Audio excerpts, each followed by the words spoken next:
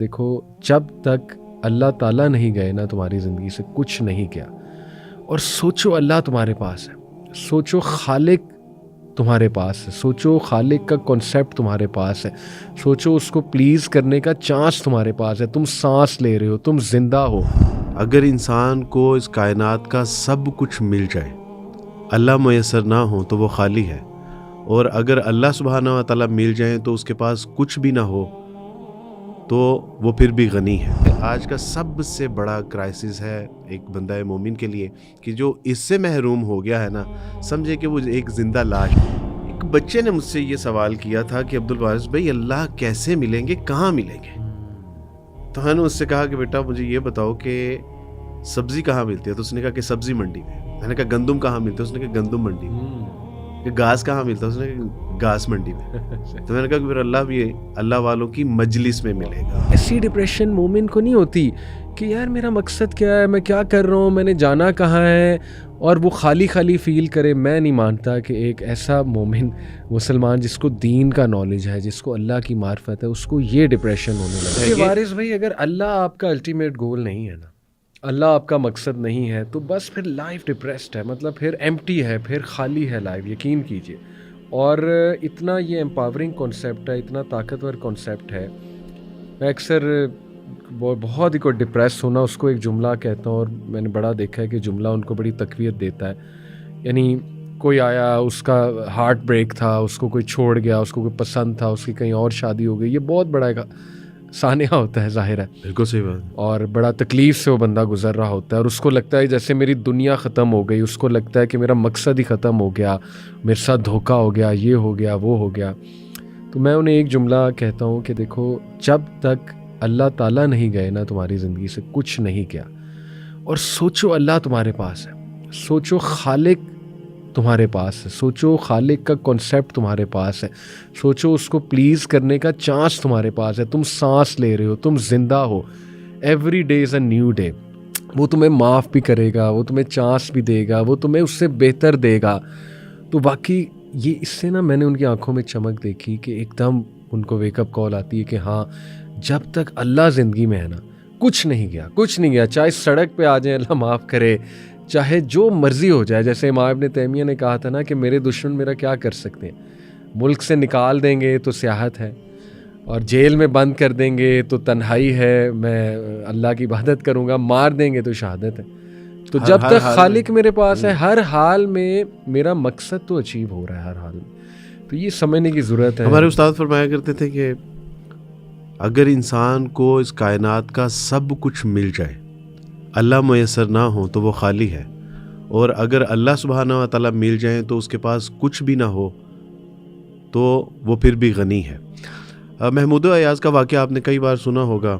ایک بار محمود نے اپنے تمام جو مشیر وزیر تھے ان کی شکایت کہ آپ نے یہ ایاز کو کیوں ساتھ رکھا ہے، یہ تو مجذوب ہے، یہ تو بیچارہ ڈس آرڈر ہے، تو کیوں آپ اس کو ہر وقت ساتھ رکھتے ہیں. تو ایک بار انہوں نے کو دکھانے کے لیے سب کو کہا کہ آج میرے دربار میں جو چیز جس کو پسند آتی ہے اس کے اوپر ہاتھ رکھے اور میں وہ اس کو دے دوں گا، وہ اس کی.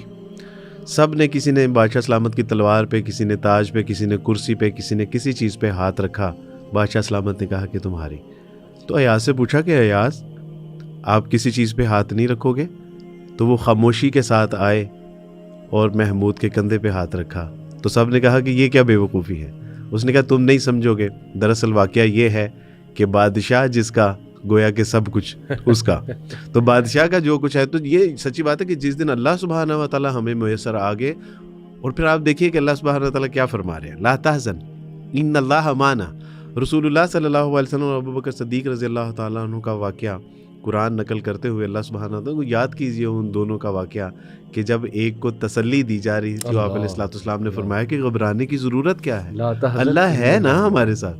تو یہ جملہ بذات خود اتنی بڑی انرجی ہے ہمارے لیے، لا تحزن ان اللہ معنا. تو یہ سچی بات ہے کہ آج کا سب سے بڑا کرائسس ہے ایک بندہ مومن کے لیے کہ جو اس سے محروم ہو گیا ہے نا، سمجھے کہ وہ ایک زندہ لاش ہے. اور وارث میں دیکھیں، دس از ویئر ہمارے انسٹیٹیوٹس اور پیرنٹس فیل ہو رہے ہیں. میں بہت معذرت کے ساتھ ڈائریکٹ بات کر رہا ہوں، کیونکہ اب ہم کسی بچے کو یہ بات بتاتے ہیں نا کہ یار اللہ تیرے پاس ہے، کیا ہو گیا ہے، اچھا وہ آگے سے کچھ ڈر کے کہتے نہیں، کچھ کہہ دیتے ہیں کہ علی بھائی آپ کی بات ٹھیک ہے لیکن مجھے فیل ہی نہیں ہوتا اللہ. اب دیکھیں اس جملے کے پیچھے کیا پرابلم ہے. بول وہ سچ رہا ہے کہ یار مجھے اللہ نظر نہیں آتا، میں کیسے، آپ یہ جملہ کہہ رہے ہیں کہ اللہ تیرے ساتھ ہے، ہاؤ ٹو فیل اٹ. اب دیکھیں میں اور آپ تو ماشاءاللہ سمجھتے ہیں اللہ کا بڑا کرم ہے، اللہ کا احسان ہے، اللہ نے اپنی معرفت دی، اللہ نے تقویت دی، اللہ نے اپنی پہچان دی. لیکن یہ جو بچہ یہ جملہ کہہ رہا ہے نا کہ یار میرے لیے یہ بات میننگ لیس ہے، جو آپ کہہ رہے ہیں کہ فلانا تجھے چھوڑ گیا، کوئی بات نہیں اللہ تو ہے. اب اس کے پیچھے پرابلم یہ ہے کہ اس بچے کو اللہ سے محبت بھی نہیں کرائی گئی، اللہ کا تعارف بھی نہیں کروایا گیا، اور اس کی گرومنگ پھر آپ دیکھ لیں بس یہی کچھ ہو گیا نا، گرومنگ ورلڈلی گولز، بس ورلڈلی گولز، دیٹس اٹ. تو اس لیے اس کے لیے شاید یہ ایک میننگ لیس سی بات ہے. تو میں پیرنٹس سے گزارش کروں گا، ان اداروں سے گزارش کروں گا، خدا کے لیے کچھ ایسا کیجیے پیرنٹس سے اسپیشلی کہ اپنے بچوں کو بچپن سے اللہ تعالیٰ کی پہچان کرائیے، اللہ کی محبت ڈالیے اس کے دل میں، اور اسلام کو صرف ایک جو ہے نا وہ ڈوز اینڈ ڈونٹس کا طور پہ نہیں لیں، مطلب یہ صرف یہ یہاں تک محدود کر دینا اسلام کو کہ یہ نہ کرو یہ حرام ہے، یہ نہ کرو یہ حرام ہے، یہ بھی غلط ہے، تم غلط کر رہے ہو، تم نافرمان ہو اور جو ہے نا تمہیں اللہ تعالیٰ جہنم میں ڈالے گا. یہ کئی پیرنٹس کرتے ہیں، یہ غلطی ہوتی ہے وارث بھائی. تو ہمیں بہت کلیئرلی اس پہ پیرنٹس کو یہ بات کرنی ہے کہ پلیز اللہ کی محبت ڈالیں بچے میں. کل کو ورنہ وہ یہی کہے گا کہ میرے لیے ایک ایمپٹی کانسیپٹ ہے کہ آپ مجھے کہہ رہے ہیں اللہ تو ہے، تو میں کیسے فیل کروں. بہت بڑا جملہ آپ نے جو کہا ہے نا. اور جو اللہ سبحانہ و تعالیٰ سے نا آشنا ہے نا، ان کے جملے یہی ہوا کرتے ہیں کہ میں اللہ کو فیل نہیں کر پا رہا، مجھے فیل نہیں ہوتا. جی. اور جو اللہ سبحانہ و تعالیٰ سے آشنا ہوتے ہیں نا علی بھائی، تو ان کا معاملہ یہ ہے کہ ایک بار حجاج بن یوسف کو اس کی والدہ نے کہا کہ حجاج اتنا ظلم نہ کر، اللہ سبحانہ و تعالیٰ کے عذاب سے ڈر جا کہ کہیں وہ تجھے کسی سخت ترین عذاب سے دوچار نہ کرے.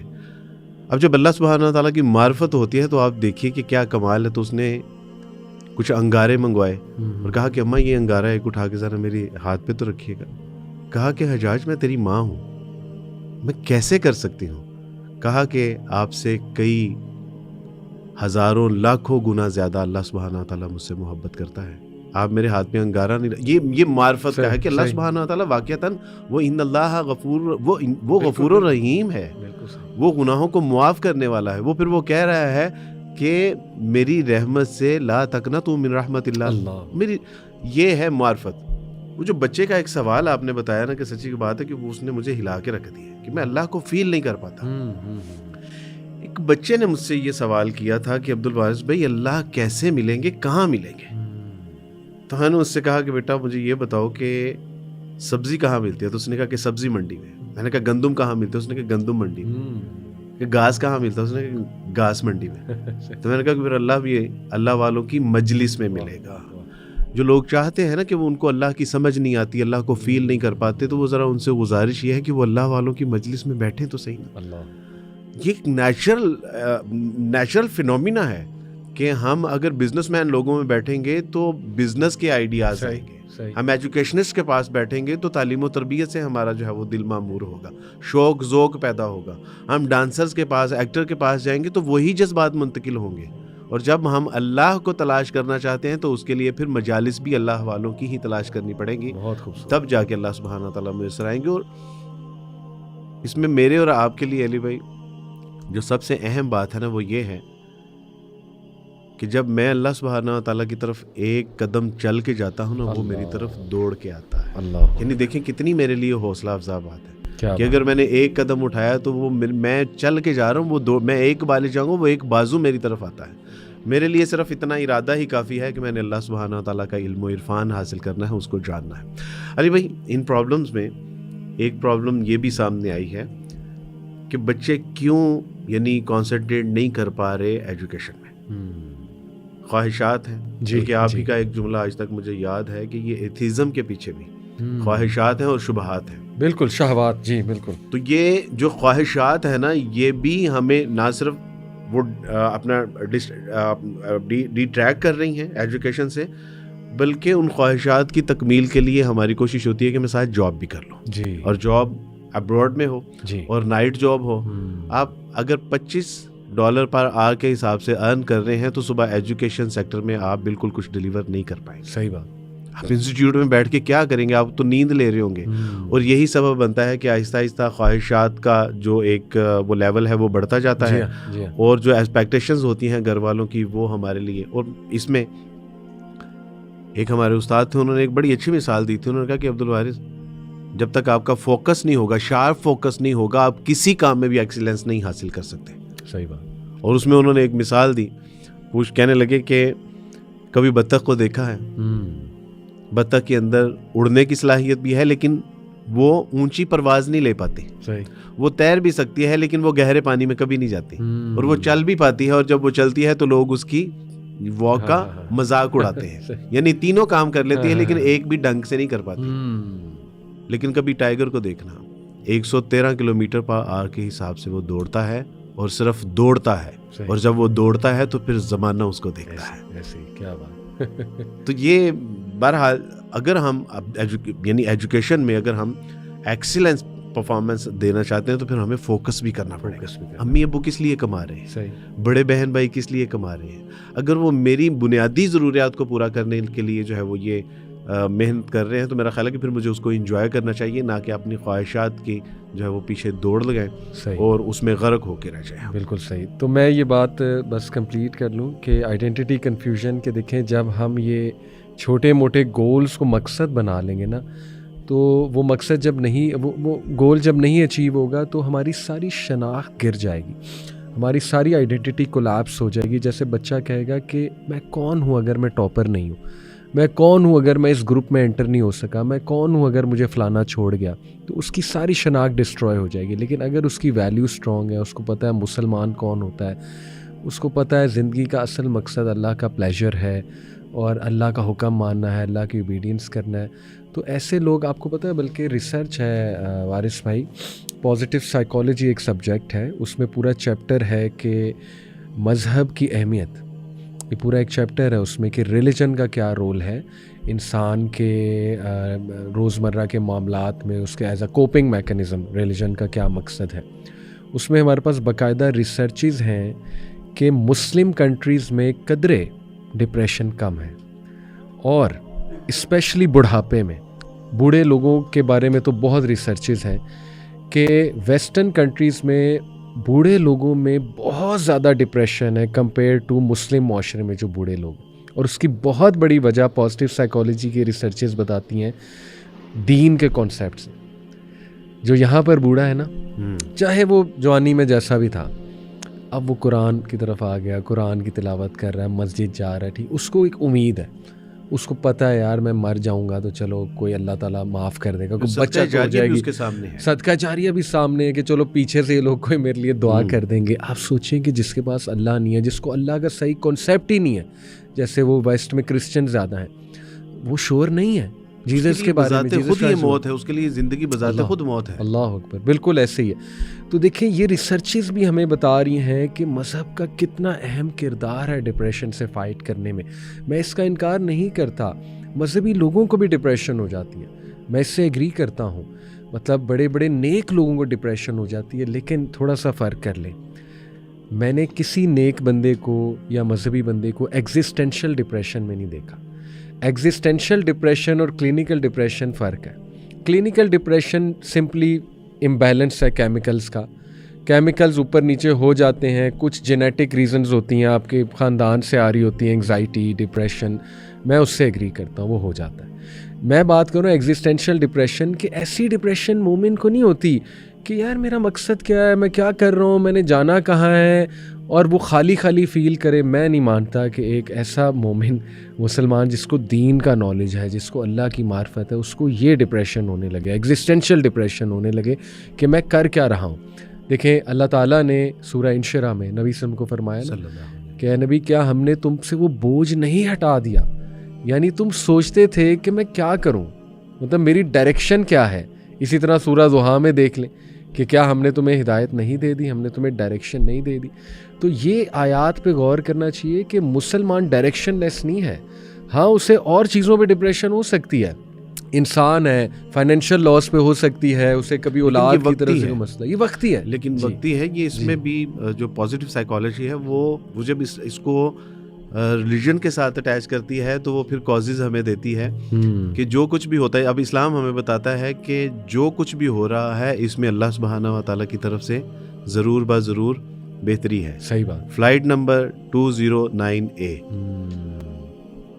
ایک بچی جو بڑی غریب تھی, یہ پڑھتی ہے, اچھا, اور محنت مشقت کرتی ہے, اس کو کیمبرج یونیورسٹی سے اسکالرشپ مل جاتی ہے.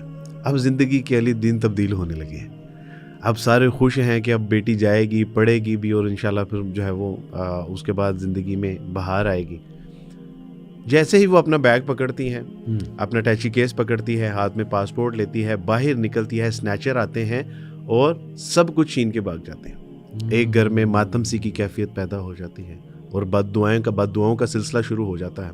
ٹھیک 12 بجتے ہیں, 12 بجے فلائٹ اڑنی تھی, 12:03 پہ فلائٹ اڑتی ہے, اڑتے سار ہی ہوا میں کریش کر جاتی ہے اور وہ ساری بد دعائیں دعاؤں میں تبدیل ہو جاتی ہیں کہ اللہ سبحانہ تعالیٰ جی آپ نے تو ہماری بیٹی کو صرف بچا لیا. اللہ سبحانہ تعالیٰ جی وہ چور نہیں تھے, وہ سنیچر نہیں تھے, وہ تو فرشتے تھے ہمارے لیے, وہ تو آپ کی رحمت بن کے ہمارے گھر میں آئے تھے. یعنی یہ واقعتاً ایسا ہے, یعنی آپ کو جس چیز کا کوئی نقصان یا نفع ہو رہا ہے تو اس میں یقیناً کوئی نہ کوئی اللہ سبحانہ تعالیٰ کی ایک بادشاہ ہے. اور بادشاہ کا ایک وزیر تھا, اس کی عادت تھی کہ وہ کہتا تھا کہ امیر محترم جو ہوتا ہے وہ اللہ کی طرف سے اچھا ہی ہوتا ہے. شکار پہ گئے, ان کی انگلی کٹ گئی. اچھا, انگلی کٹی, اور جب آئے تو دوسرے جو اسے جیلسی فیل کرتے تھے انہوں نے کہا کہ آج دیکھتے ہیں کیا کہتے ہیں. وہ انگلی کو دیکھا تو انہوں نے کہا کہ بادشاہ سلامت, اللہ کی طرف سے جو ہوتا ہے اچھا ہی ہوتا ہے. کہا کہ بادشاہ سلامت کی انگلی کٹ گئی اور تم کہہ رہے ہو کہ یہ اچھا ہوا ہے. خیر اس کو زندان میں ڈال دیا گیا. اس کے بعد ایک دفعہ وہ شکار کرنے کے لیے جاتا ہے, جانگلیوں کے ہاتھ لگ جاتا ہے. جانگلیوں نے کہا کہ انہوں نے کہا میں بادشاہ سلامت ہوں. انہوں نے کہا بادشاہ سلامت ہوں گے اپنی ریاست میں, آج ہمارے ایک معبود کی بلی چڑھانی ہے, اس کے لیے تم میسر آئے ہو. اور جب اس کا سارا جو ہے وہ ایگزامینیشن کیا گیا, جب انگلی پر بات پہنچی تو انہوں نے کہا کہ یہ تو ڈیمیج ہے, یہ تو آؤٹ فٹ ہے, یہ تو ہماری قربانی, معبود کی قربانی کے لیے.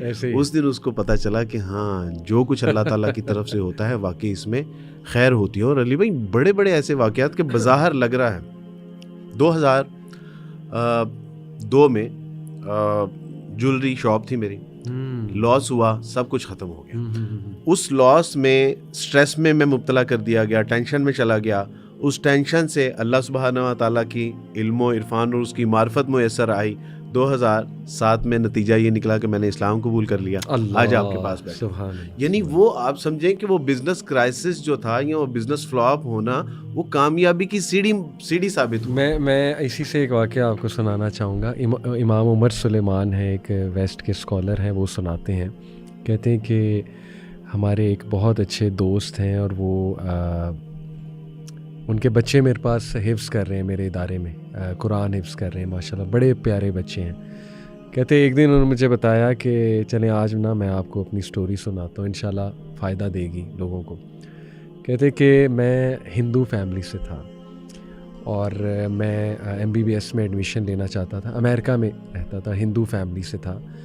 تو میں نے بڑی محنت کر دی, مطلب راتیں جاگنا اور سارا کچھ میں نے لگا دیا MBBS میں, کس طرح میں I get into the medical school, کس طرح میڈیکل اسکول میں چلا جاؤں. نہیں ہو سکا, اسپیشلی جہاں وہ چاہتے تھے. 1 سال کہتے میں ڈپریشن میں رہا, بڑا میں کہتے سوسائڈ اٹیمپٹ بھی کی, مطلب کوئی چیز مجھے چین نہیں, مطلب میرا مقصد ختم ہو گیا کہ اگر میڈیکل نہیں ہے تو بس پھر کچھ نہیں ہے. بہرحال پھر لوگوں نے کاؤنسلنگ کی, گھر والے آئے, انہوں نے منت ترلا کی یار آگے بڑھو یہ وہ. کہتے خیر میں نے پھر IT میں ایڈمیشن لے لیا.